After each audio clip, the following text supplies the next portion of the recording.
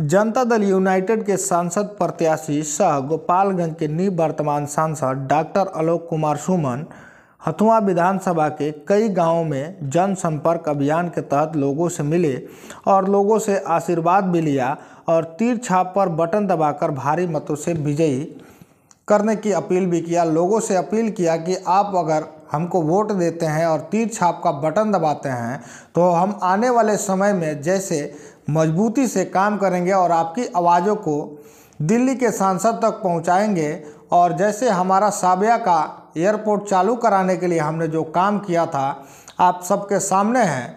आप देखेंगे आने वाले समय में यहाँ से प्लेनें उड़ेगी और प्लेनें उड़ने के साथ साथ हमारा जो सपना था, हमारे सपनों का गोपालगंज, आपके सपनों का गोपालगंज हम बनाएंगे।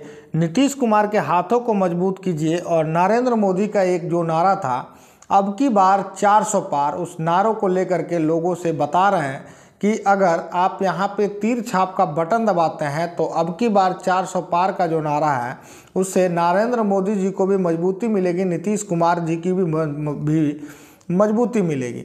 स्तर का कोई उम्मीदवार नहीं है, इसलिए पूरी जनता ये तय कर चुकी है कि गोपालगंज से दोबारा एमपी हमारा डॉक्टर आलोक कुमार सुमन बनेंगे। ये इनके नाम पर पूरे जिले में एनडीए की हवा चल रही है। क्या कुछ कहेंगे बाबा? बीजेपी कमल छाप, एकदम कमल छाप। आलोक कुमार मतलब तीर उसी पर रहेगा। हाँ। आलोक कुमार जी के काम से आप लोग संतुष्ट हैं? एकदम एकदम। क्या नाम होगा क्या आपका? महात्मा जी। जी, आलोक कुमार सुमन जी यहाँ पे आए हुए हैं जी, क्या कुछ कहेंगे? कौन का है, पहले भी जीते हैं, आज भी जीतेंगे।